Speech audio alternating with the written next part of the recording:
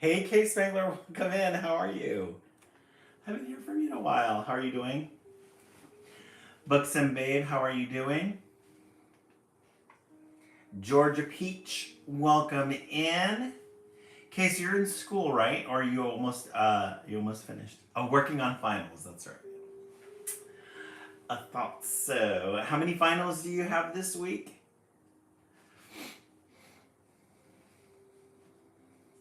Everybody, welcome in. Welcome in.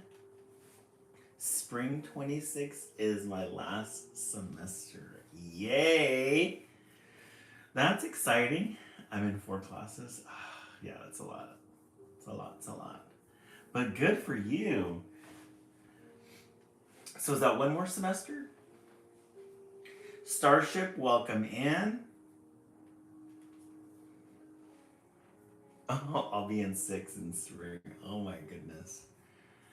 Books and Babe doing really good. John, welcome in.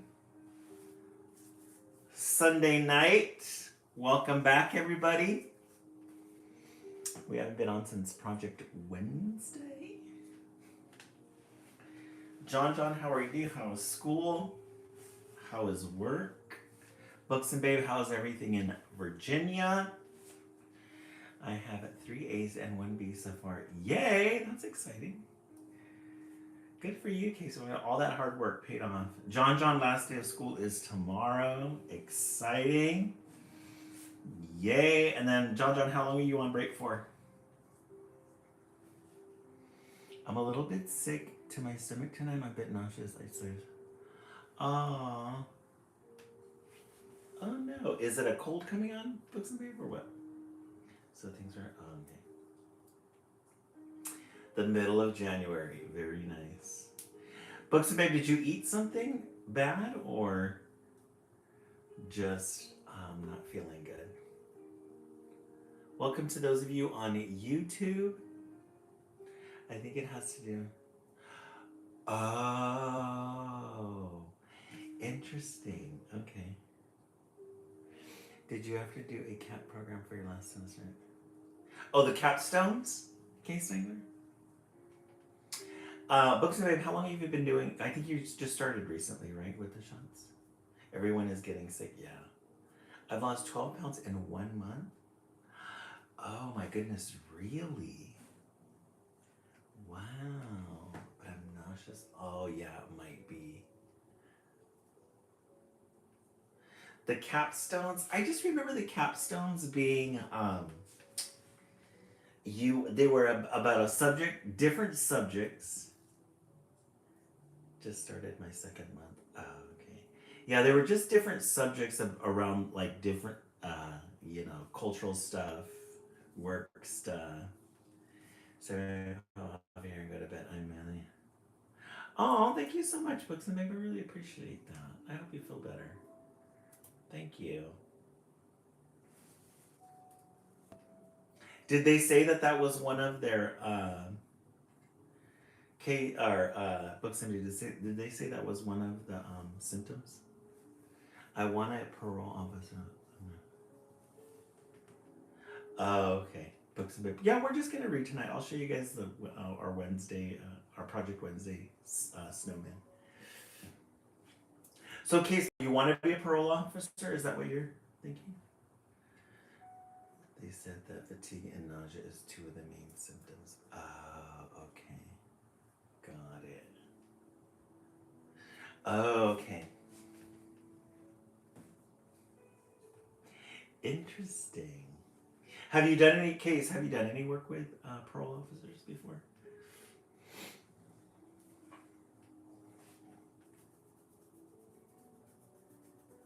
Books and Babe, I hope you feel better. Yeah, we'll definitely be, we'll keep you in the loop. Welcome in, everybody. What happened on September? Solar system. Have a good night. Looks like no, that's why I'm nervous. Oh, calling places to see how it is. Oh, okay. Yeah, if you feel nervous about it, I would look into it. See what it's all about. They do have really good if you get in though, they really have I'm pretty sure they have really good benefits.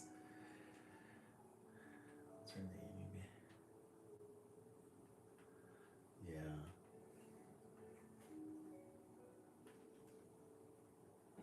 Yeah, case maker, look into like different areas of parole officer. My one of my assistants at work used to be a parole officer. I'm gonna ask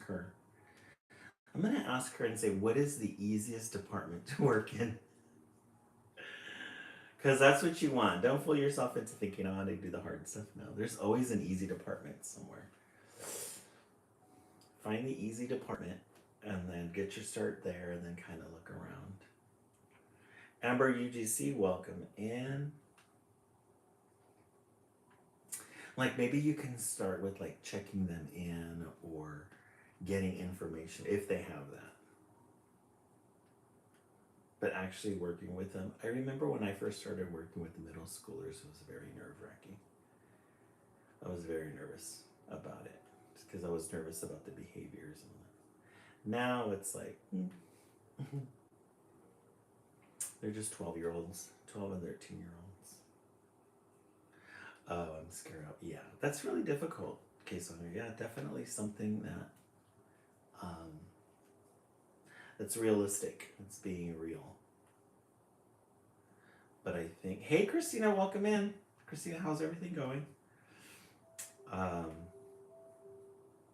but give it a try. And don't be afraid to do the easy rolls too. And look for easy rolls. Oh, you're not doing good, Christina? Oh, okay. What's going on? How's everything in Michigan? How's the weather?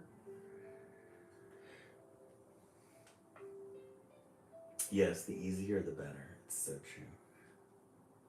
true. Ryan, come on. Guys, those of you who are on YouTube, this is a professional website. I'm a full time educator and full time children's literature author, so. Oh, it's cold and snowing. Nice. But Christina, what's going on? Thank you, Ryan, for doing that.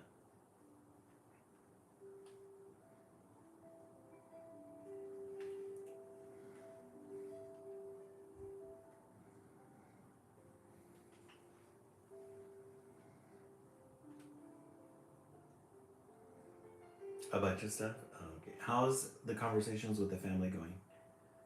Personal stuff? Okay. We'll begin in a couple of minutes. We're just waiting for 10 minutes after the hour.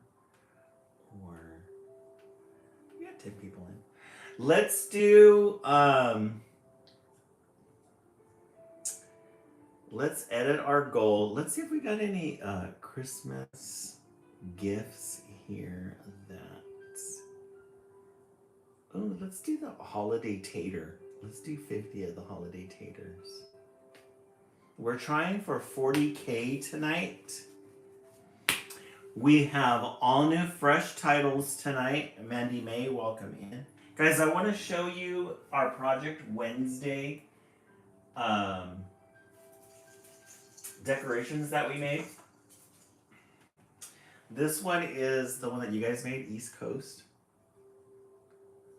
They've settled in. Their glitter has solidified and they are 100% in show.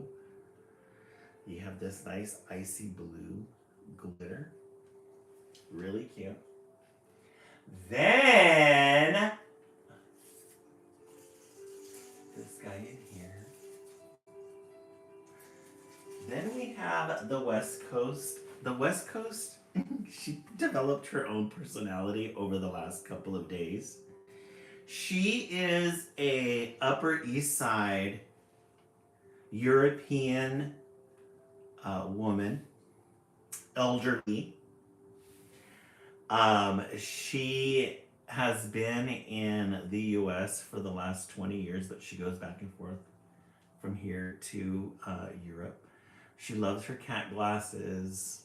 She loves expensive things. She just recently went Christmas shopping, so she's got all her gifts. And this is what the West Coast made. Very nice.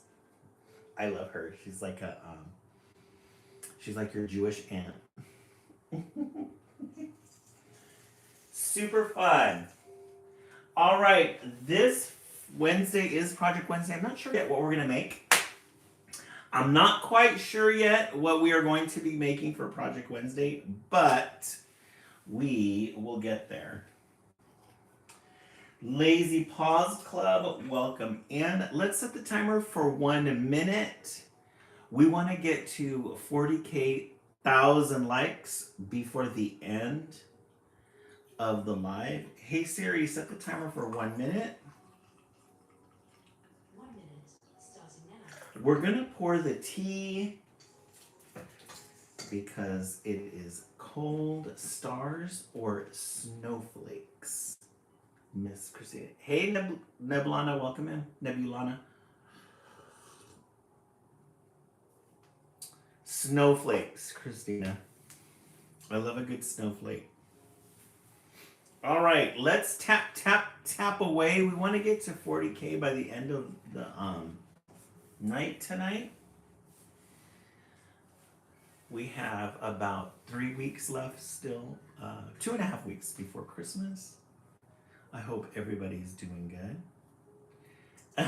Melina merch. No tea being spilled, Melina. Just poured.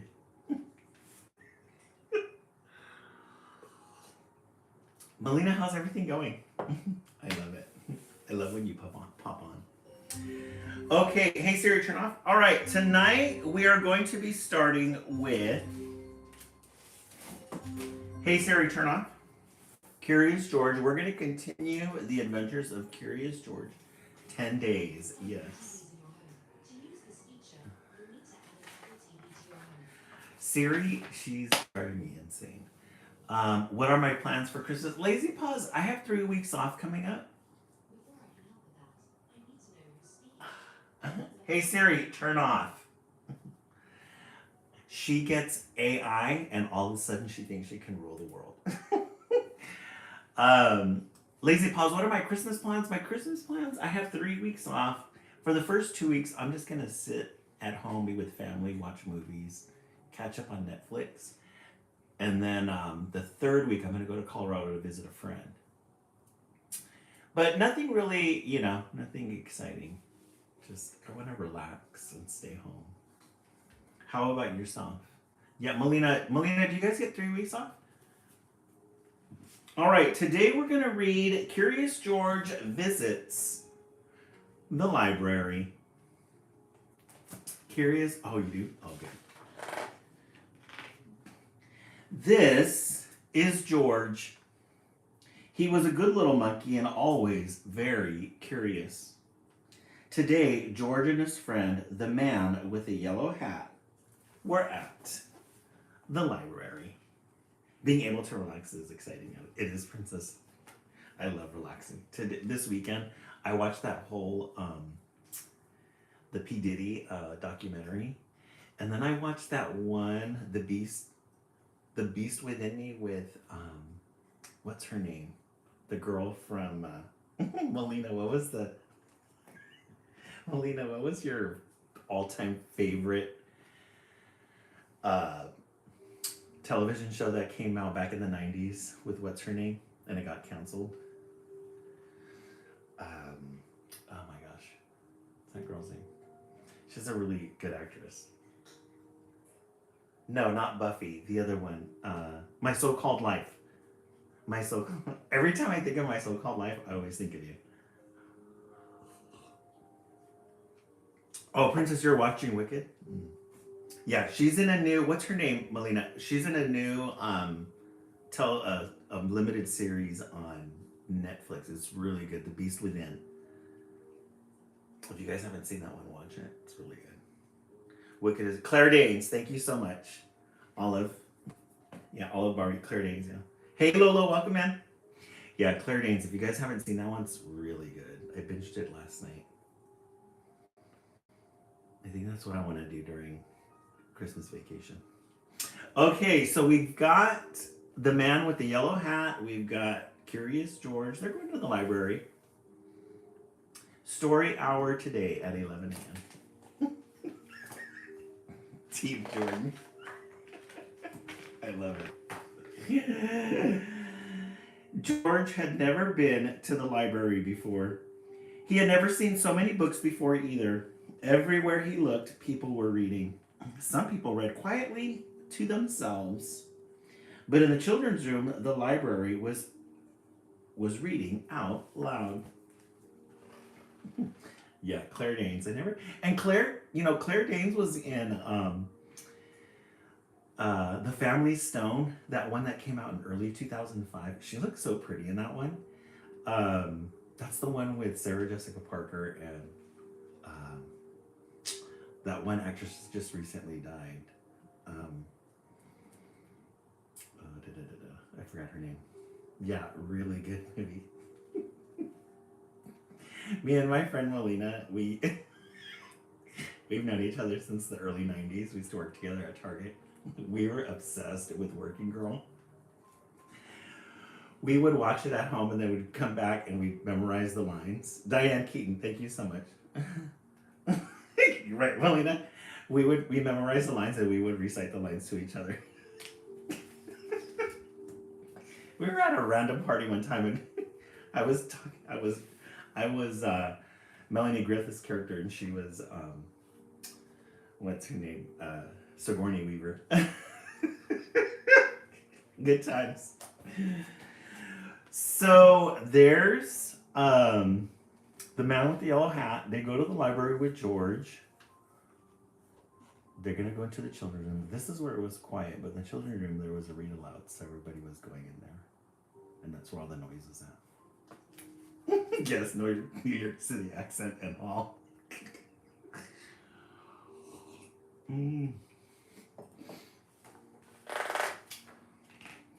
It was it was story hour. George loved stories. He sat down with a group of children to listen. The librarian was reading a book about a bunny. George liked bunnies. Hey Victoria, welcome in. So there's the children's hour. There's the librarian, she's reading. All the kids are just sitting down listening. There goes the man with the yellow hat. He's like, bye. He leaves George there. Behind the librarian was a book about a dinosaur. George liked dinosaurs even more. He hoped she would read it next. But next, the librarian read a book about a train. George tried to sit quietly and wait for the dinosaur book to be read. But sometimes it is hard for little monkey to be patient. So while he was sitting there listening to the librarian read, he got his attention on this dinosaur book right over here. And so he started getting a little curious, a little agitated. It couldn't sit still. When the librarian started a story about jungle animals, George could not wait any longer. He had to see the dinosaur book. He tiptoed closer. Look, a monkey, shouted a girl. The librarian put her finger to her lips. We must be quiet so everyone can hear, she said nicely. But there's a monkey, said a boy. The librarian nodded and smiled. She agreed. So she doesn't know what's going on in the back here. The kids are all distracted by George. And she's like, shh. When she finished reading the jungle story, the librarian reached for the dinosaur book. Where did it go? And where was George? George took off. He took off with that dinosaur book. Hey, Whitney, welcome in. George was all ready to take the dinosaur book home and read it with his friend when another book caught his eye. This book was about trucks. George wanted to take it home, too. And here was a book about elephants. George loved elephants. He added it to his pile. So there he takes the dinosaur books. He's walking down the hall there. See some other people. There's a book about elephants. His own people. George found so many good books, he soon had more than he could carry. He leaned against a shelf to rest. Squeak went the shelf. Shh, said a man. Squeak went the half shelf again, and it moved. Why, it wasn't really a shelf after all. George had found a special cart for carrying books. So this is where he ended up landing. And there's George leaning against that bookcase. What luck! Now George could carry all the books he wanted. He rolled the cart between the shelves and stacked up books about boats and kites and baking cakes. He climbed higher to reach books about cranes and planes. So he found how to navigate that library, and now he's in full swing getting all the books he likes. At last, George had all the books he could handle. He couldn't wait to head home and start reading, and right in front of him was a ramp leading to the door. George was curious. Could he roll the cart all the way home? Down the ramp George went. The cart rolled faster and faster. Stop, a library volunteer shouted. Come back with the cart. But George was too excited to listen. The cart was picking up speed, and George was having fun. So he got all the library books he wanted. His destination was right here to check them out, but there is this ramp. And so he goes in full swing. There's the librarian volunteer. Hey, wait up. Hey, Brooke Comer, welcome in. Until crash, George and the cart ran smack into a shelf of encyclopedias. Books flew up in the air, and so did George. He landed in a big pile between O and P. So he went a little bit too fast. That cart ended up crashing right into all of the books, and there's the library. I like the people that they put in the Curious George books because they're always really fancy looking. Oh no, moaned the volunteer when he saw the mess George had made. How am I going to put away all of these books? I'd like to borrow this one, said a boy from the story hour. And I'll take this one, said a girl. So the kids are coming, looking at the books. With help from George and the children, the books were sorted in no time. Soon, there was just a small pile of George's favorites left. So everybody got together, volunteered to help put the books back on the shelf. That was really nice of them to do. Would you like to take those books home with you? The volunteer asked George. Then he took George to a special desk and helped him get his very own library card. George was holding his brand new card when his friend arrived with a stack of books of his own. There you are, George, he said. I see you are all ready to check out. George and his friend gave their books to the librarian. She smiled when she saw George's pile. I was wondering where this dinosaur book went, she said. It's one of my favorites, too. The librarian stamped the books and handed them back to George. George is using all of his feet and arms, just like a good monkey. With his books under one arm, George waved goodbye to the volunteer, the librarian, and the children from the story hour. Come see us again, George, the librarian said, waving back. Everyone, enjoy your books. So George once again made a huge mess, created some chaos, but then everything worked in his favor in the end. And he did. The end. Curious George. That's a cute way to end the story.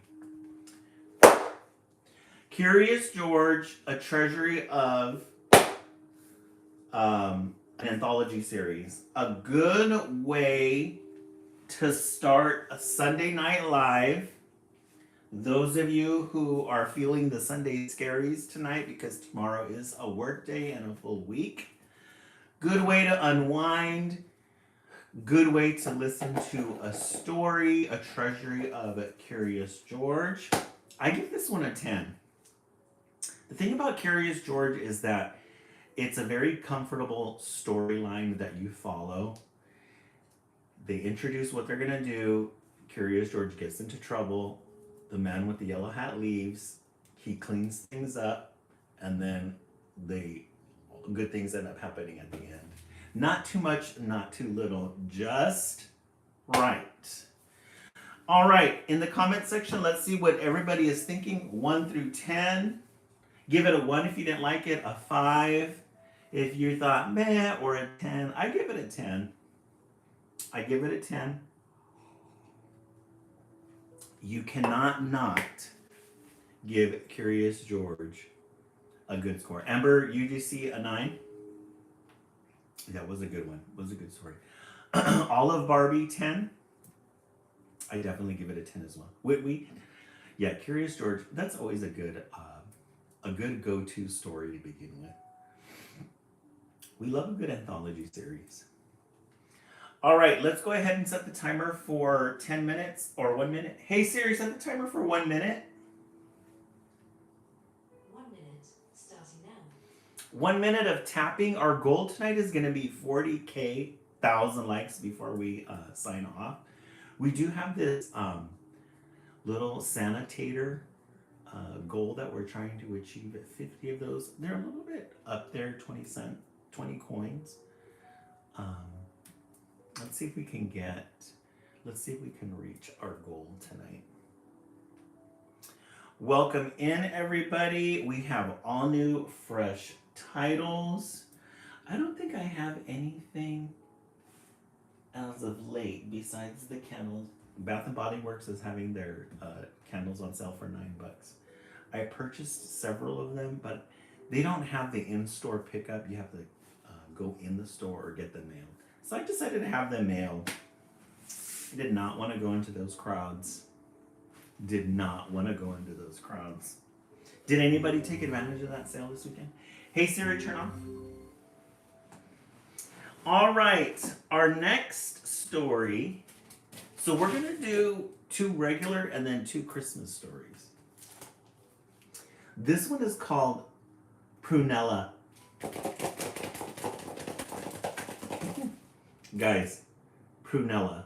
We know that we are going to love this story. We just know it. You look at the words here, the name, the texture of this. Oh, thank you so much, Princess. I appreciate that. If you look at the texture of this word, it kind of pops out from the book. It looks like thorns. She's surrounded, looks like in these Venus flytraps. So this is going to be a really interesting book. When you open it up, we get this really nice end page. Persnickety plants. What does it say here? Oh, Prunella's persnickety plants. This is going to be a good one. It's going to be a good one, I can tell. Different types of plants with different names or different things that they do. Prunella. For everyone who understands the peaceable companionship of plants. So if you're a plant person, this book is for you. This was published in 2024. And it says the illustrations for this book were rendered digitally. So there's Prunella. She is of the plant. She loves a good plant. Prunella was born with a purple thumb, which was quite a shock to her parents. They both had green thumbs and were master gardeners.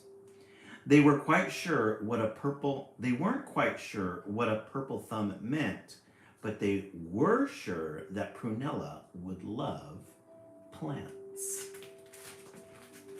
Okay, there's a lot going on in this story already. So you have a mom and dad who are expert gardeners. They have a green thumb. They have a baby. And Prunella has a purple thumb. They don't know quite what that means, but they do know that she's going to love plants. But look at the illustrations on this. Look how pretty these are, these colors. Blues, earth tones. Blues, yellows, pinks, reds, yellows, and then the parents. And she did.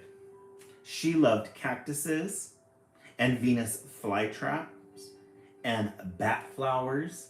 Instead of daisies, Prunella picked up decomposing branches. Instead of ferns, she grew fungi. So she is the opposite of pretty plants. She loves a good cactus, a good Venus flytrap, bat flowers, decomposing branches, and instead of ferns, she grew fungi.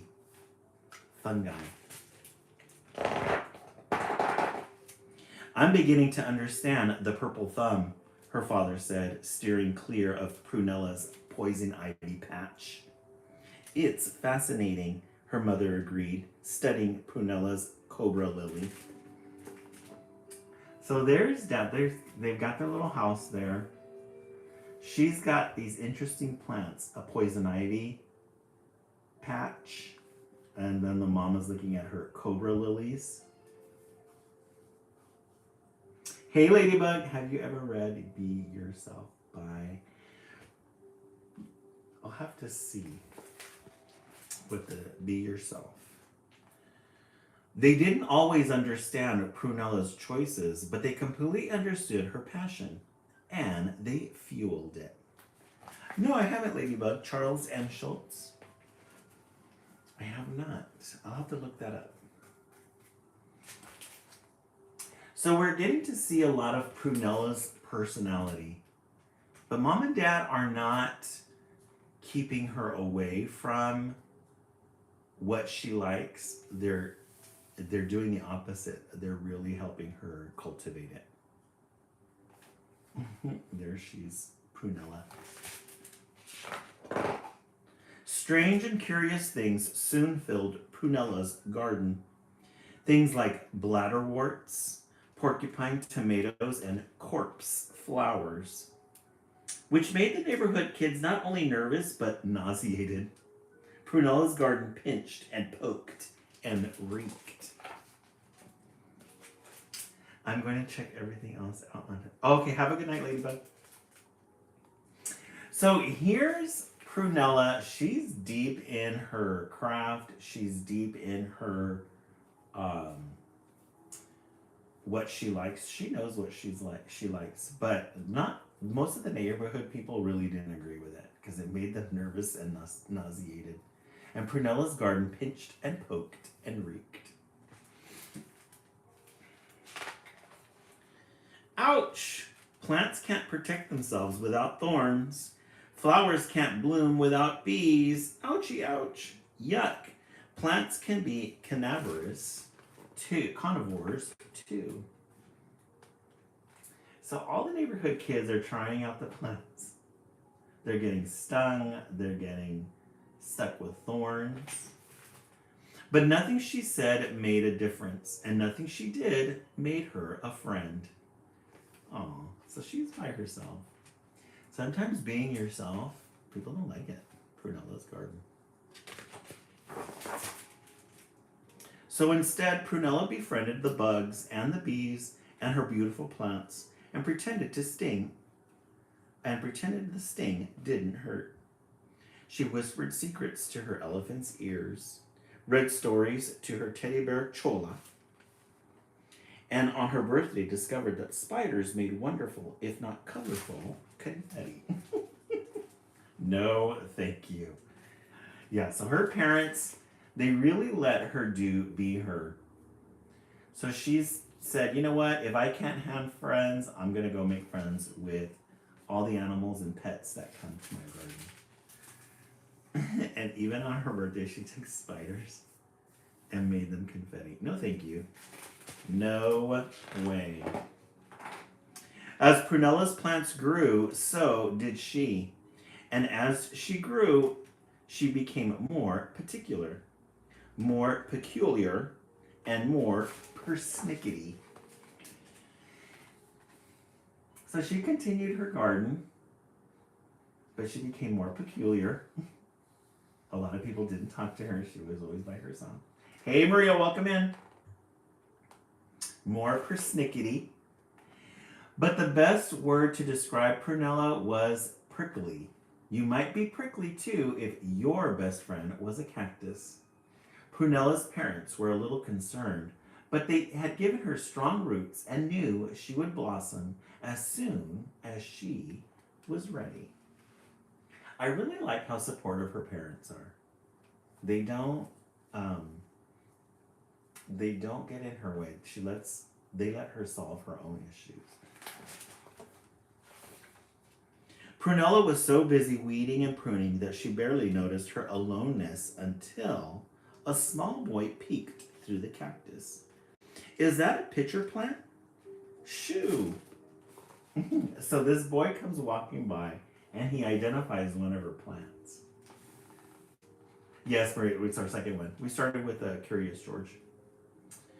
And a voodoo lily? Shoo! Your skunk cabbage smells terrible. Thanks. Shoo. So this guy seems to know what all of the plants are in Prunella's garden. But then he said, my Venus flytrap is sick. Prunella looked to her beloved Venus flytrap. Not eating? She asked. Not even a gnat. Bring it over, she sighed. Don't water it so much, she advised, adding some moss. So he brought it over because he wasn't eating. It's a little wilted. She gives it moss. Guess he was feeding it too much. Can I see your garden? Prunella examined the boy closely. He reminded her of a weed, popping up exactly where she didn't want him. Prunella tried to say no, but instead she said, "Youch!" which sounded like yes. She must have got stung. And he came in.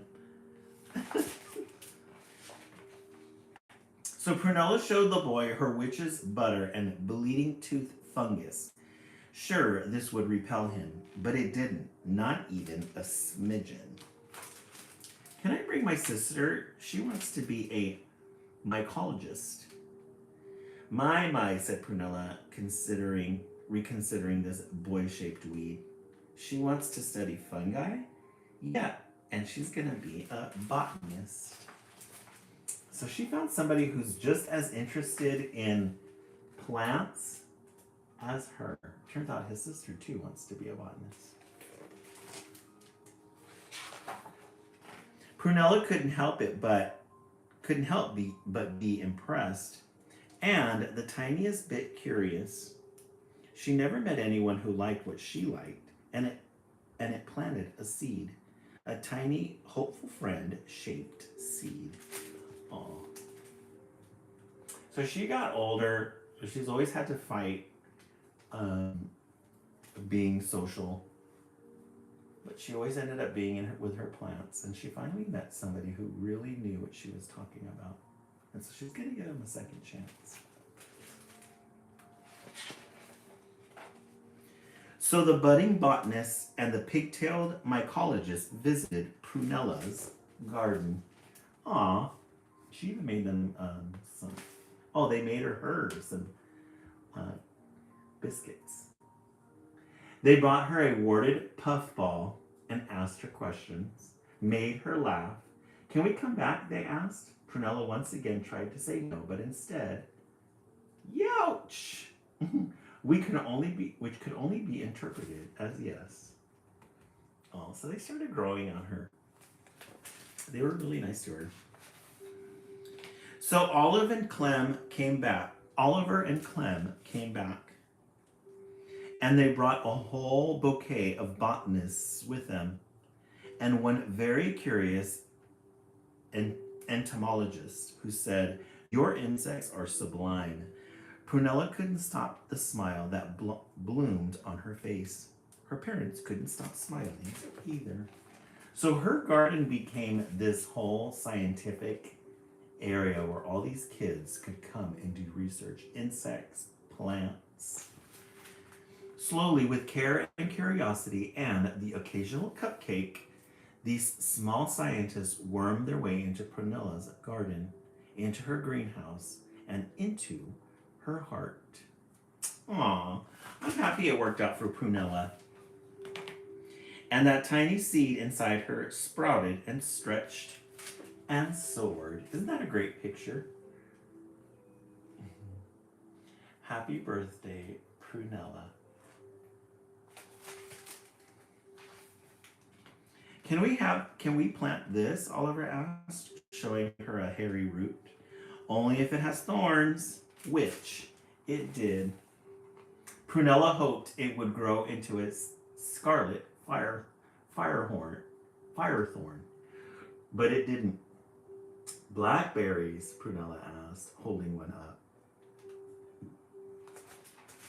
So Oliver gave her this little plant. They didn't know what it was. Turns out it was a blueberry. Or blackberries. Her new friends were holding up something too. It was their thumbs, and each was stained a deep and lovely purple. Just like Prunella's. They all have purple thumbs. Look at her garden. It's not a typical garden. The end. Prunella by Beth Ferry. This name sounds familiar. Beth Ferry. We've read something from her before. This was a really good book. This definitely, I have to check into purchasing this one for my own archives because I thought it was really good. Yeah, Princess, wasn't that a good one? Okay. We started out with Curious George 1 and then 2, Prunella. In the comment section, let's take a vote. I'm going to go with 2. This one also reminds me of Madame Choupeau. Remember the lady with the hats? We read that one last week. Amber UGC 2, Brooke Comer 2, Princess 2. Yeah, this is a really good one. We love our female protagonist characters because the characters are always interesting. More interesting than the boy characters. All right, in the comments section, we already did that. Let's go ahead and set the timer for 1 minute. Hey Siri, set the timer for 1 minute. We are on goal right now to reach our 40,000 goal. If we can do 10K each book, we'll get to our 40K. So we're at 20K right now. Let's go ahead and tap, tap, tap. Hey Siri, set the timer for 1 minute. 1 minute, starting now. Let's tap, tap away. We have 2 more titles. One of those is both of those are going to be Christmas titles. I have a real special treat for you guys tonight. A real special treat.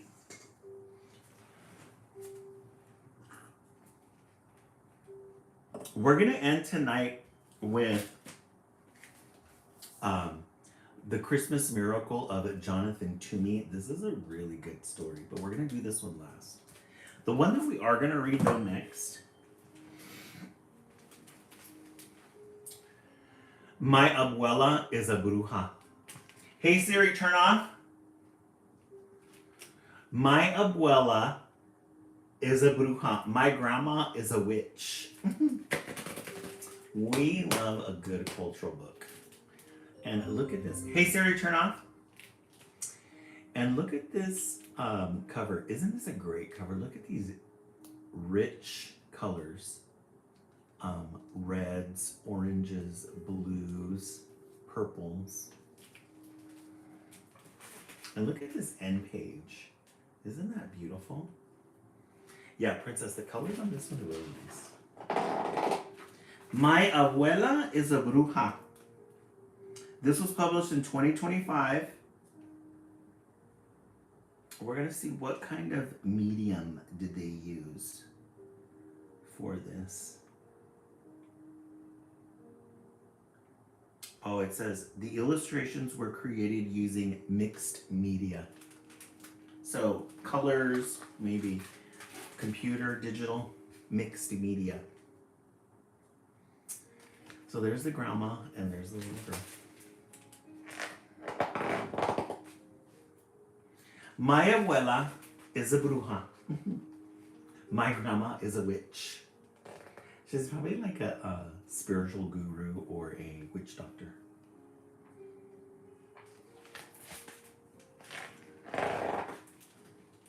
There is magic in everything she does. What is her secret? I want to know. So she calls her a witch because everything she does is special. Everything she does is magic. Yes, very colorful. My abuela is an island bruja. She lives in the hillside casita where the sky meets the ocean and the plantains grow ripe. Oh, so we get this little idea of where she lives at. There's her little island home, really cute. Little bungalow.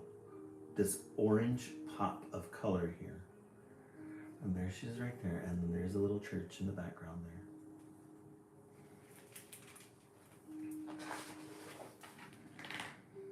On hot days, we bathe in the river and swim under waterfalls. On cool days, we follow the soft chirp of the rentas to the secret place. They take a bath in the waterfalls. It looks like a very nice paradise. On cool days, we follow the soft chirp of the rentas to the secret places. So the birds.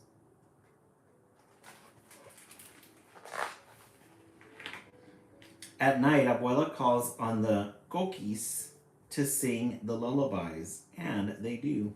Coqui, coqui. I want to be an island bruja. So there she is. Look at the life there. The island life. She's got her little album player in there. The little frogs. How cute. Really interesting illustrations. These purples here. Greens. The little frogs. How cute. Puerto Rico. I'm thinking so, Maria. Definitely. My abuela is a garden bruja. Her magic grows branches heavy with acerola, lechosa, and quinepa. Rich beds of yucca swell under the shade of flamboyant tree. We dig in the dirt with our bare hands, spreading neat rows of lechuga seeds. Abuela says that with effort and loving care, I'll have sprouts of my own. Yeah, but look at these deep, rich colors. This is the abuela's garden. She's got some het lettuce here. And this is the little seeds that she's planted. But look at this pop of red here on the side. Isn't that pretty? And these yellows in the back. When it's time to water the seedlings, the hose is all mine. I turn it upside down and take Abuela's hand as we dance under the rainbow rain. Look at the rainbow rain. Isn't that pretty? So she splits or splashes water up into the sky and this little rainbow comes up. My abuela is a dancing bruja. She twirls her arms wide open into the blue, cloudless sky. She makes music with her chanclitas, falling into the tan steps of the salsa. Then the tin tune of the bachata. I make bruja music with my chanclas too. It sounds like the tin of the timbalas. We spin and spin, making music of our own until it's time for a bruja feast. So, bachata.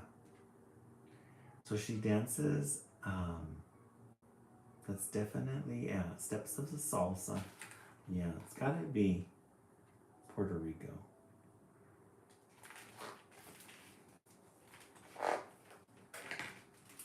My abuela is a kitchen bruja. She mashes and blends cilantro, culantro, and ají dulce from her garden.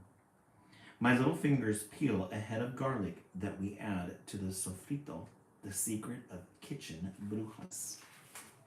So we're getting all the tea. All the things that the grandma makes. Colorful foods. Dominican Republic, yeah. Yeah, it sounds to Dominican Republic. When we stir the sofrito in the guisado, it tastes like the warmth of an island sunrise. When we add it to the caldo, it tastes like lazy afternoons swaying on the jamaica. My belly is full and happy, but there's still room for something sweet. Bachata, yeah, Maria, that was the word too that got me. That's the one word I recognize. Like, oh, okay. Now I know where I can begin my search. The bachata. My abuela is a flan bruja. Flan is abuela's favorite spell, her real kitchen charm. She burns sugar into silky syrup and adds a splash of vanilla, always knowing exactly how much. I help stir and then into the oven it goes. Abuela says sometimes we have to wait for magic.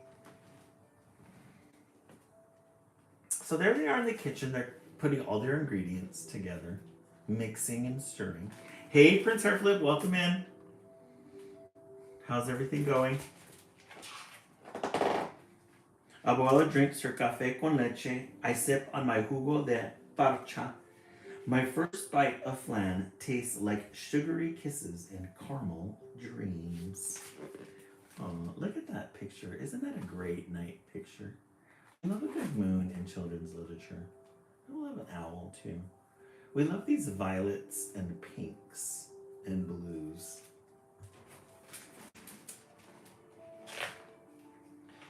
My abuela is a bruja. There is magic in everything she does.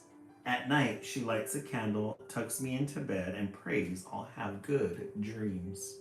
She kisses my forehead, and I feel her bruja magic all over me. I pray for some bruja magic of my own. Yay, thank you so much. 50% there at our goal. So she kisses her goodnight. Thank you so much, Prince Harflip. I really appreciate that. With these little pretty flowers here. And then these butterfly shapes coming out of the lamp. We love a good moon in children's literature. The dog and the cat sleeping. Abuela squeezes my hand and points to my heart. Mija, you already have your own magic. It grows strong from deep roots in our land, nurtured by all the brujas that came before and will come after. So she's passing on that tradition. But look at these colors. Blues, oranges, reds, tans, blacks, shadings. Isn't that a great picture? Hidden in the trees. As I drift off to sleep, cradled by the lullaby of the coquis, I know in my own brujita heart, Abuela's magic will always be with me. She goes to sleep, the little turtles, the little frogs. She loves the little frogs. The end. My abuela is a bruja. Yeah, that was a really good page, huh, Maria? I really like this book. You guys are getting really good titles tonight. Iconic Women in Children's Literature. We started with Curious George, Treasury of Curious George. We just finished up Prunella. This was a good one.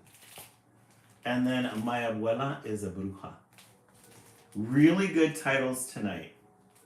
All right, in the comments section, I know Princess Hair Flip. Prince Hair Flip. This one is 2025, and then this one's 2024. New ones.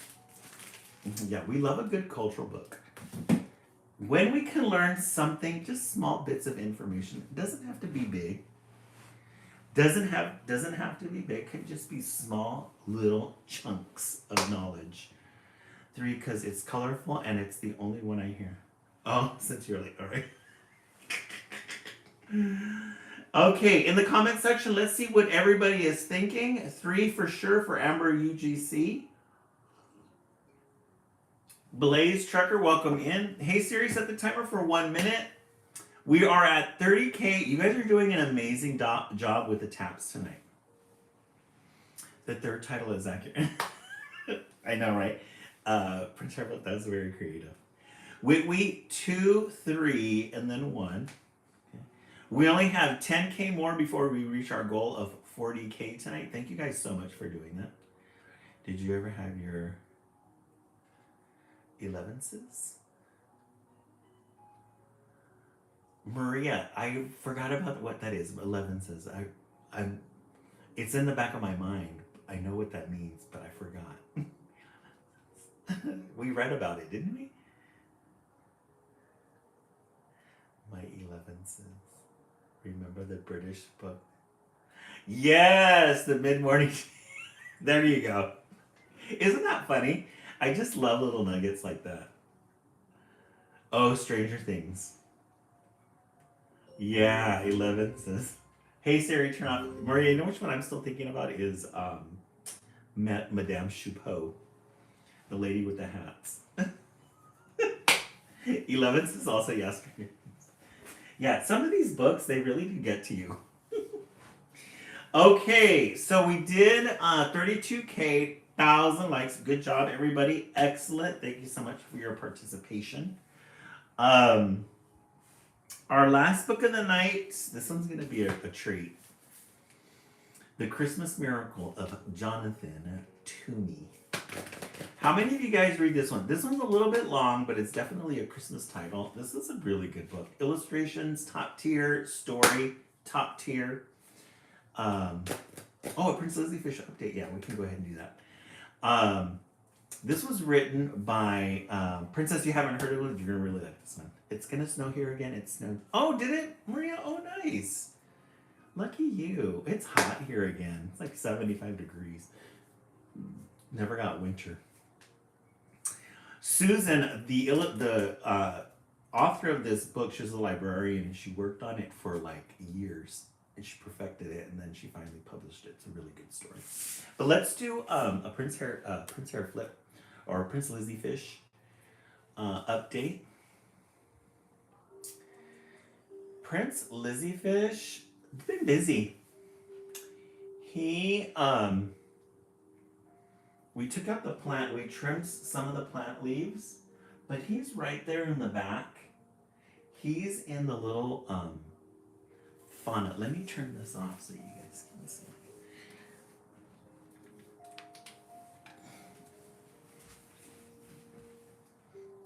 He's right there. I don't know if you can see. Yeah. See his little golden fin? Yeah. Prince Lizzie Fish. Yeah. And I think we're gonna have to go in there again, clean it up a little because we're getting a little bit of haze and we're getting some what do you call it? A little bit of moss here. But definitely he's doing really good. He's still thriving very much. His water's really algae, thank you, Whitney. His water's still very clear. His plants are still very clear. He loves it in there. It's a nice little aquatic adventure. Okay, let's go ahead and set things back here.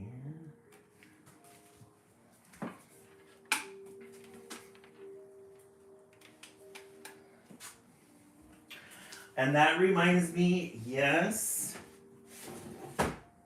our very own Maria Parker in the comment section tonight.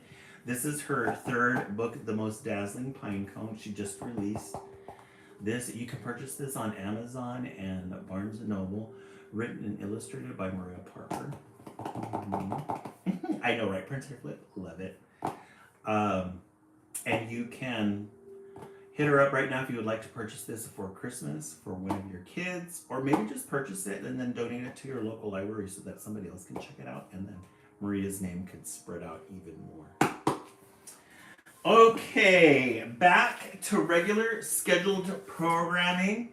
The Christmas Miracle of Jonathan Toomey. You're welcome. We love a good gold. This could go either way. It looks like a gold from afar, but it's also like a brownish. Tan. This is a little village, little town. There's a little steeple, the little houses. Yeah, a sand, you're right. I love it. A sand color.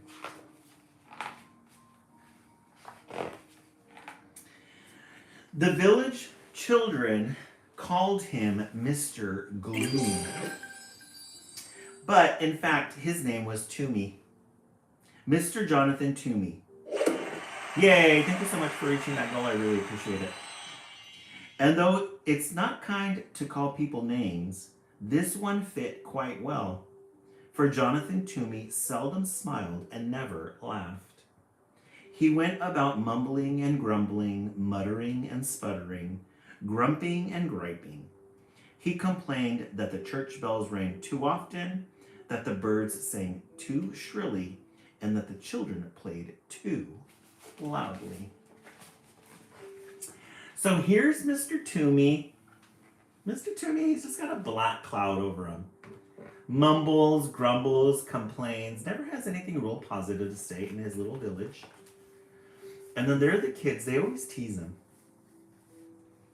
You got the General Mercantile.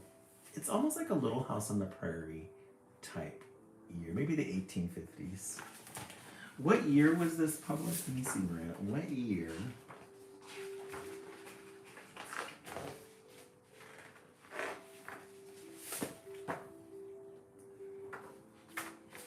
$1995. Gosh, this is about 30 years old. Yeah, no, it is. Oh, it's 30 years old actually this year, 1995. Oh, I wonder if they have a special edition coming out. I'm going to check it out. See if they got a 30-year anniversary edition. So, Mr. Toomey. Mr. Toomey was a wood carver. Some said he was the best wood carver in the whole valley. He spent his days sitting at the workbench, carving beautiful shapes from blocks of pine and hickory and chestnut wood. After supper, he sat in his straight-back chair near the fireplace, smoking his pipe and staring into the flames. So Mr. Toomey, he's got this, Nebulana, I graduated 1 year after this book. Oh, did you? I'm 1991. We're old, huh? So Mr. Toomey, he's got this really nice wood carving little home that he lives in. Very masculine. Lots of browns, lots of leathers, probably smells like a pipe. So a very masculine setting. Jonathan Toomey wasn't an old man, but if you saw him, you might think he was, the way he walked bent forward with his head down. You wouldn't notice his eyes, the clear blue of an August sky, and you wouldn't see the dimple on his chin, since his face was mostly hidden under a shaggy, untrimmed beard, speckled with sawdust and wood carvings, wood shavings, and, depending on what he ate that day, with crumbs of bread or a bit of potato or dried gravy.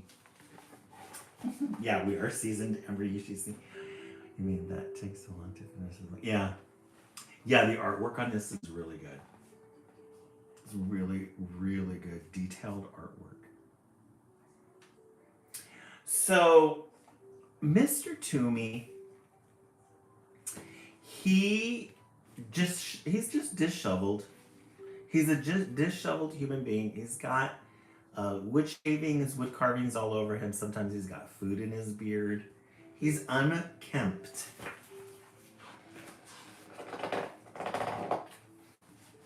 The village people didn't know it, but there was a reason for his gloom, a reason for his grumbling, and a reason why he walked hunched over, as if carrying a great weight on his shoulders. Some years earlier, when Jonathan Toomey was young and full of life and full of love, his wife and baby had become very sick. And because those were the days before hospitals and medicines and skilled doctors, his wife and the baby died, 3 days apart from each other. So Jonathan Toomey had packed his belongings into a wagon and traveled till his tears stopped. He settled into a tiny house at the edge of a village to do some of his wood carvings. So Jonathan Toomey, there he is. Thank you so much, Prince Arthur. I appreciate that. So there's Jonathan Toomey. His wife and his baby died.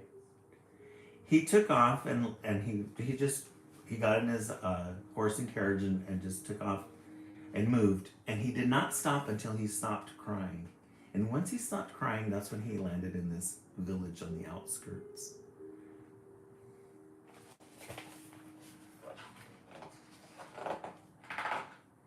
One day in early December, there was a knock at Jonathan's door. Mumbling and grumbling, he went to answer it.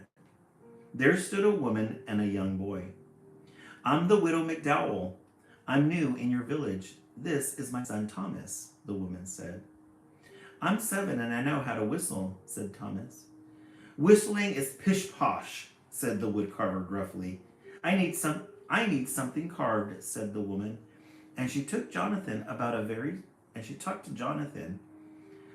a very special set of Christmas figures her grandfather had carved for her when she was a girl.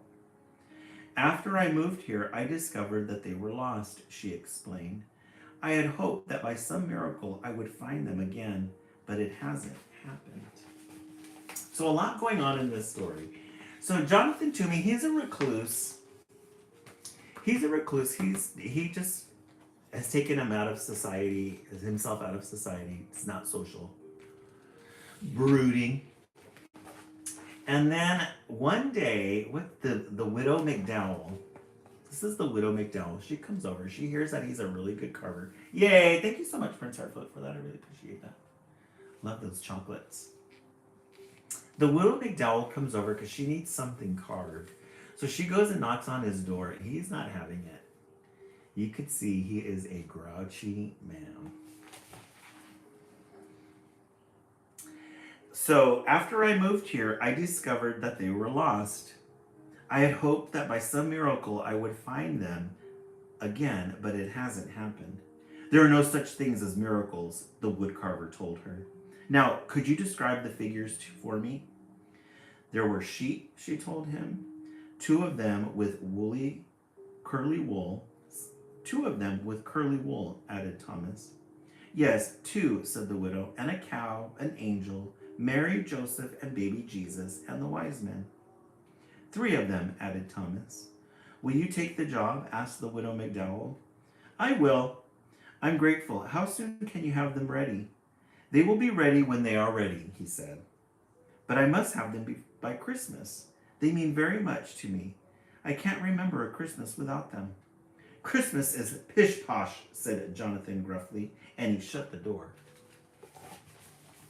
So he agreed to make the Christmas setting with the baby Jesus, Mary, and Joseph. He said he would do it for her, but that was as nice as he got. He just shut the door on her and said, "Be on your way." The following week, there was a knock on the woodcarver's door. Muttering and sputtering, he went to answer it. There stood the widow McDowell and Thomas.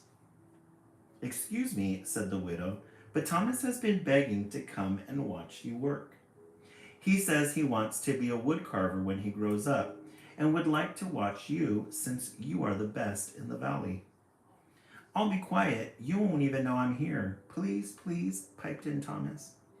With a grumble, the woodcarver stepped aside to let them in.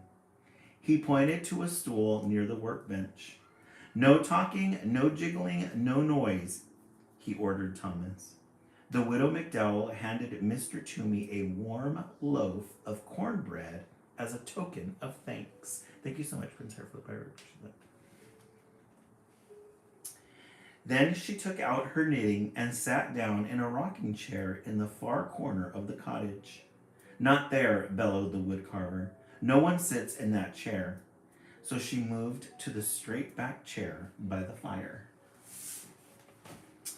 So there's the widow McDowell. She comes over because she tells the Jonathan Toomey that her son wants to be a woodcarver and that she wants him to learn from the best in the valley. And there you could see Mr. Toomey showing him what to do. And then the widow McDowell, she comes and sits in this chair. She takes out her knitting kit, and then he gets mad at her and says, "Don't sit there." And we know that when somebody is aggressive like that, there's a secret. There's a secret. We're going to find out what that secret is. Thomas sat very still. Once he needed to sneeze. He pressed his finger under his nose to hold it back. Once, when he wanted desperately to scratch his leg, he counted to 20 to keep his mind off the itch. After a very long time, Thomas cleared his throat and whispered, "Mr. Toomey, may I ask a question?" The woodcarver glared at Thomas, then shrugged his shoulders and grunted. Thomas decided it meant yes, so he went on. "Is that my sheep you are carving?"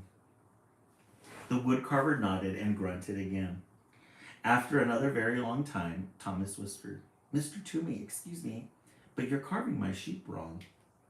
The widow McDowell's knitting needles stopped clicking. Jonathan Toomey's knife stopped carving. Jonathan went on, "It's a beautiful sheep, nice and curly, but my sheep looked happy." "That's pish-posh," said Mr. Toomey. "Sheep are sheep. They cannot look happy." "Mine did," said Thomas. "They knew they were with the baby Jesus, so they were happy."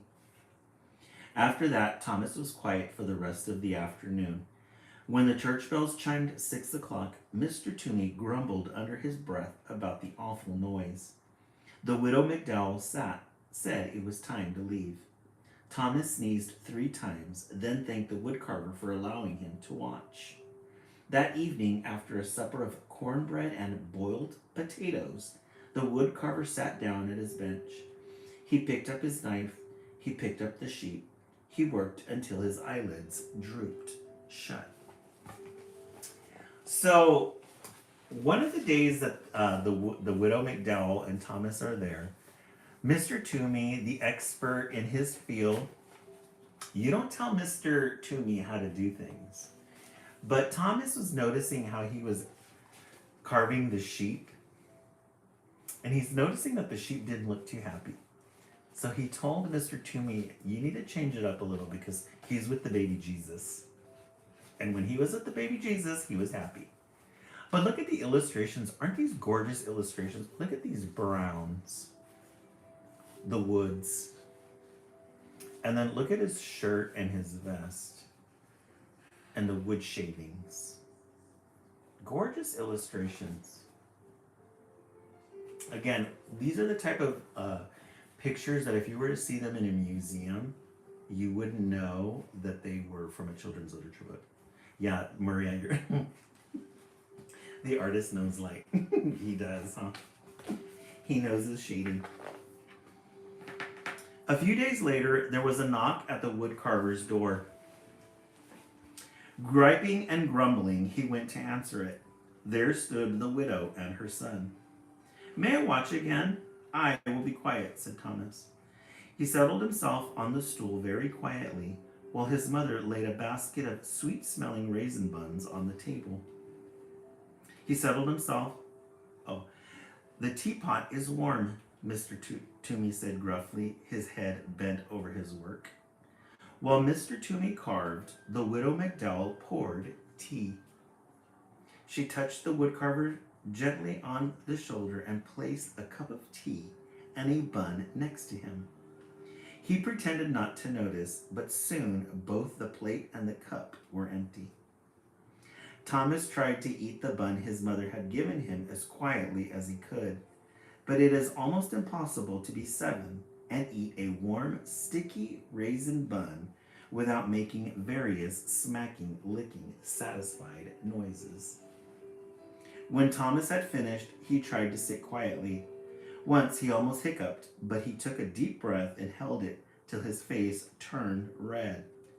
And once, without thinking, he began to swing his legs, but a glare from the woodcarver stopped him, and he kept them so still they fell asleep. So the woodcarver, he's a pretty intimidating figure. But there's the boy eating the raisin sticky buns. So the mom, every time they come, mom always brings something. So first time she bought some cornbread. This time she bought some warm sticky bun. And then she made some tea for the woodcarver. And he ate it all. The widow McDowell, she knows what she's doing. After a very long time, Thomas whispered, Mr. Toomey, excuse me, may I ask you a question? Grunt. Is that my cow you're carving? Nod and grunt. Another very long time went by. Then Thomas cleared his throat and said, Mr. Toomey, excuse me, but I must tell you something. That is a beautiful cow, the most beautiful cow I have ever seen. But it's not right. My cow looked proud. That's pish-posh, growled the woodcarver. Cows are cows, they cannot look proud. My cow did. It knew that Jesus chose to be born in its barn, so it was proud. Thomas was quiet for the rest of the afternoon. The only sounds that could be heard were the scraping of the carving knife, the humming of the widow McDowell, and the click-click of her knitting needles. When the church bells chimed 6 o'clock, Mr. Toomey muttered under his breath about the noise. The widow McDowell said it was time to leave. Thomas shook first one leg, then the other. He thanked the woodcarver for allowing him to watch. That evening, after a supper of boiled potatoes and raisin buns, the woodcarver sat down on his bench. He picked up his carving knife. He picked up the cow. He worked until his eyelids drooped shut. So he's really invested, Mr. Toomey, he's really invested in this nativity scene. And you got this cute little village that they live in. It's snowing, it's cold. And you have all the little homes here. You've got the little barnyard in the back. I think this is Mr. Toomey's place right here. He's got the warm little light on. There's the church steeple. Every time the bells ring, Mr. Toomey gets irritated. A few days later, there was a knock at the door at the woodcarver's. He smoothed down his hair as he went to answer it. At the door were the widow and her son. May I watch again? Asked Thomas. As Miss McDowell warmed the tea and put a plate of fresh molasses cookies on the workbench, Thomas watched the woodcarver work on the figure of an angel. After a very long time, Thomas spoke. Mr. Toomey, excuse me, is that my angel you're carving? And look at Thomas. He knows how to mess with Mr. Toomey. At this point, he's just messing with him. Yes, and would you do me a favor? And would you do me the favor of telling me exactly what I'm doing wrong? Well, my angel looked like one of God's most important angels because it was sent to baby Jesus. And just how does one make an angel look important? Asked the woodcarver. You'll be able to do it, said Thomas. You are the best woodcarver in the valley. After another very long time, Thomas spoke. Mr. Toomey, excuse me, may I ask you a question? Do you ever stop talking? Asked the woodcarver. My mother says I don't. She says I could learn about the virtue of silence from you. Under his beard, the woodcarver's face turned pink. The widow McDowell's face turned as red as the scarf she was knitting. Well, speak up. What is your question? Will you please teach me to carve? I'm a very busy man, grumbled the woodcarver. But he put down the important angel. You will carve a bird. A robin, I hope, said Thomas. I like robins. So they're like midway through the nativity scene, and Thomas asks him again, this is the way I would like for you to do things. And there's the widow McDowell. She's in the back there knitting that scarf. And look at this gorgeous fireplace. She always comes in, she gets the tea ready. Yeah, he's softening up. Yeah. He's softening up to the family. And you notice at the beginning it said, a few days later there was a knock at the woodcarver's door. He smoothed down his hair as he went to answer it. Right, Maria? Yeah, it's probably really warm. So he got himself, nicely made up because of the widow McDowell. Because the widow McDowell should bring him some food. She'd bring him some food. She'd warm up the tea while he was carving. And there's Thomas being a pain in the butt.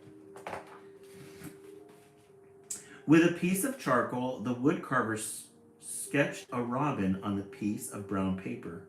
He handed Thomas a small block of pine and a knife. He showed him how to lop the corners from the block and slowly smooth the edges of the wood into curves. Thomas copied the woodcarver's strokes, head bent, tongue working from side to side of his lower lip as he concentrated. When the church bells chimed 6 o'clock, Jonathan Toomey was holding Thomas's hand in his, guiding the knife along the edge of a wing. He didn't hear them ringing. The widow McDowell said it was time to leave. Thomas brushed wood shavings from his shirt. Then he reached out and brushed 2 especially large pieces of wood shavings from Jonathan Toomey's beard.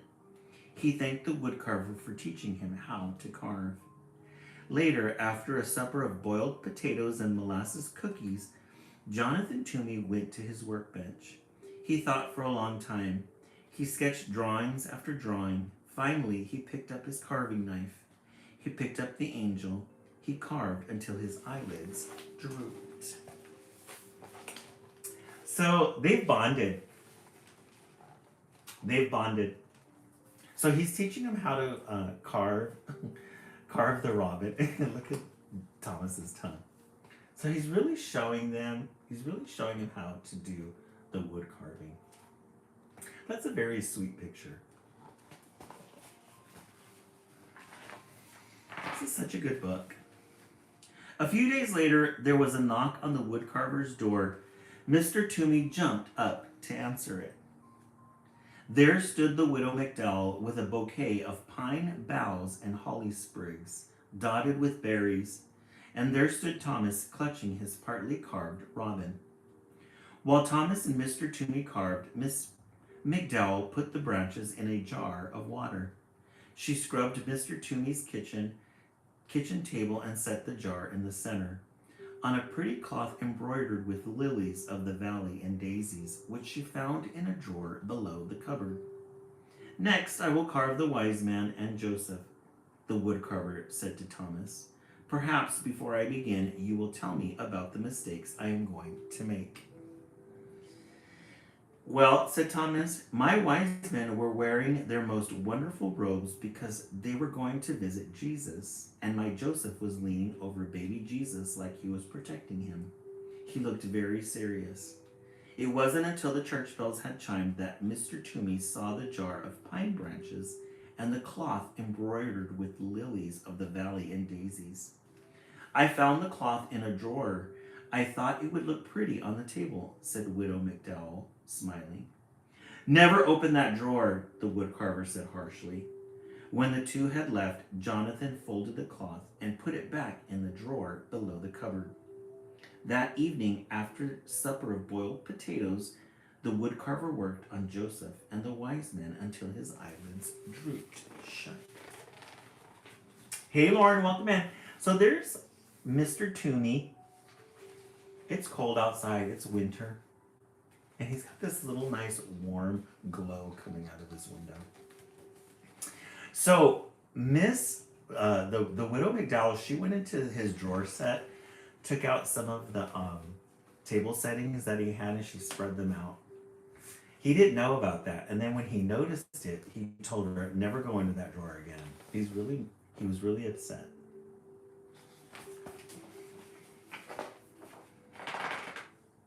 A few days later, there was a knock on the woodcarver's door. He dusted the crumbs from his beard and brushed the sawdust from his shirt. At the door were the widow McDowell and Thomas. All afternoon, Thomas watched the woodcarver work. When it was time to leave, Jonathan said to Thomas, "I'm about to begin the last two figures, Mary and the baby. Can you tell me how your figures looked?" I really like how progressively, at the beginning, he didn't listen to Thomas at all. And then now he's not even starting the carvings yet before he asks him how he should do it. "They were the most special of all," said Thomas. "Jesus was smiling and reaching up to his mother, and Mary looked like she loved him very much." "Thank you, Thomas," said the woodcarver. "Tomorrow is Christmas. Is there any chance the figures will be ready?" the widow McDowell asked. "They will be ready when they are ready." "I understand," said the widow, and she handed Jonathan 2 packages. "Merry Christmas," she said. Jonathan folded his arms across his chest. "I want no presents," he said harshly. "That is exactly why we are giving them," answered the widow. She put them on the table and left. The widow McDowell, she would put up with Mr. Jonathan Toomey's attitude, but she would put him in his place. Jonathan sat down at the table. Slowly, he opened the first package. Inside was a red scarf, hand knit, warm and bright. He tied the scarf around his neck. The other parcel held a robin, crudely carved of pine. A smile twitched at the corner of Jonathan's mouth as he ran his fingers over the lopsided wings. He dusted the fireplace mantel with his sleeve and placed the robin exactly in the center so he could look at it from his chair. Aww! So the widow McDowell, when she would come, remember, isn't that sweet, Whitney? So the widow McDowell, remember, she ended up knitting him that red scarf. She put it in a really nice package. And then the little robin, Thomas made it. And they brought it over to him. And he opened it and he was happy about it. And look at, again, gorgeous, gorgeous browns. Some bold browns.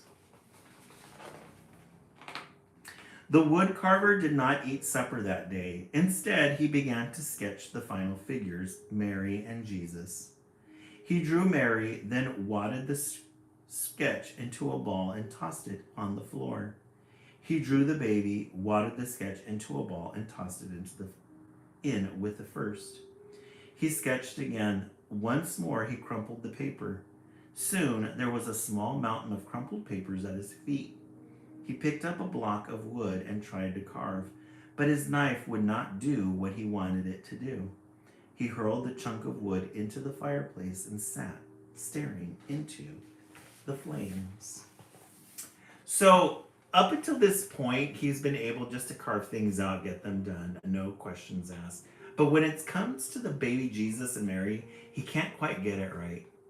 But look at this gorgeous illustration. Gorgeous fireplace. Look at that mantle. And there's Mr. Toomey all upset because he can't get the last 2 right. Again, these very masculine colors, these browns, these greens, these yellows and orange glows here.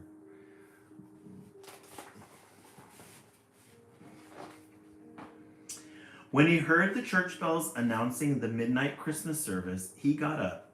Slowly he opened the drawer beneath the cupboard, the drawer he had told the widow never to open. From it he took the cloth embroidered with lilies of the valley and daisies. He took out a rough woolen shawl and a lace handkerchief. He took out a tiny white baby blanket and a little pair of blue socks. He placed each piece gently on the floor. From the bottom of the drawer, he lifted out a picture frame, beautifully carved of deep brown chestnut wood. In the frame was the charcoal sketch of a woman sitting in a rocking chair holding a baby. The baby's arms were reaching up, touching the woman's face. The woman was looking down at the baby, smiling. Jonathan sat down in his rocking chair and held the picture against his chest. He rocked slowly, his eyes closed. 2 tears trailed into his beard. When he finally took the picture to his workbench and began to carve, his fingers worked quietly and surely. He carved all through the night. Again. Aww! So his inspiration was to, because he couldn't get it right, so his inspiration was to go into that drawer that he told the widow McDowell not to go into, took out a picture of his wife, of his deceased wife and the baby, and used that as his inspiration for Mary and the baby Jesus. Gorgeous. Gorgeous story. The next day, there was a knock on the widow McDowell's door. The next day, there was a knock on the widow McDowell's door. So up until this point, they've been going to Mr. Jonathan Toomey's house. Now he's gone to their house. When she opened it, there stood the woodcarver, his neck wrapped in a red scarf, holding a wooden box stuffed with straw. "Mr. Toomey," said the widow, "what a surprise! Merry Christmas." "The figures are ready," he said as he stepped inside. From the box, Jonathan unpacked 2 curly sheep, happy sheep because they were both with Jesus. He unpacked a proud cow and an angel, a very important angel with mighty wings stretching from its shoulders right down to the hem of its gown. He unpacked 3 wise men wearing their most wonderful robes, edged with fur and falling in rich folds. He unpacked a Sirius and carrying Joseph. He unpacked Mary wearing a rough woolen shawl, looking down, loving her precious baby son. Jesus was smiling and reaching up to touch his mother's face. So when he finished the nativity set, he brought it over to the widow McDowell's house and unwrapped each one carefully in front of her. And look at what a good job he did. The widow McDowell. That day, Jonathan went to the Christmas service with the widow McDowell and Thomas. And that day in the churchyard, the village children saw Jonathan throw back his head, showing his eyes as clear blue as an August sky, and laugh. No one ever called him Mr. Gloomy again. So they became a happy family together, the widow McDowell and the little boy. And he even wore the scarf to the service that Mrs. the widow McDowell made. So if you look at Mr. Toomey at the beginning, he's got a transformation. Dark, brooding, don't talk to me, grouchy. And then look at him here, bright. His head is back, he's all happy. A happy ending. The end. The Christmas Miracle of Jonathan Toomey. This book is one of those books that you want to purchase and read every year to your family during Christmas time. It's that good of a book. All right, let's go ahead and take a vote. Not only did you guys get strong titles, but you guys got extra time. We've gone way over. You guys got really good titles tonight. Mm-hmm. Yeah, great for older kids and adults. Welcome to those of you on YouTube. We started the live with the Curious George. Good way to start the live is through an anthology. Prunella, for all our plant people. 2. Mi abuela is a bruja. 3. and The Christmas Miracle of Jonathan Toomey. 4. All right, in the comment section, which one was your favorite? I gotta say The Christmas Miracle of Jonathan Toomey. This, you get everything in this one. You get Small Village, you get Cold, you get Christmas, you get gorgeous illustrations, you get a good story. Maria 3 and 4, Princess 4, Amber UGC 4, 3, 2, 1. Yeah, Amber UGC, I agree with that one. Wigwee 4. Yeah, 4 is a really good one. All right, let's go ahead and set the timer for 1 minute. You guys far exceeded your goal tonight. Thank you so much for the amazing job. Hey Siri, set the timer for 1 minute. 1 minute, starting now. Let's go ahead and tap, tap, tap, just to see if we can make it to 50K. But thank you guys so much for joining us tonight. Thank you so much for the goals that we reached. We made 2 of those goals tonight. Thank you. Maria, not yet. I haven't thought about it. I'm still thinking about what's going to be our next project. Yeah, because we've got 2 more. Princess, tonight I'm drinking lavender honey, and I put a lavender base in it, a lavender sweetening base. Really good. If you are on the East Coast and you're getting ready for bed, have yourself a good night. If you're going to stay up with us, I'll be back on again in about 20 minutes. Yeah, it's really good. Hey, Corey, welcome back. Oh, okay. Sounds good. We'll be back again in 20 minutes.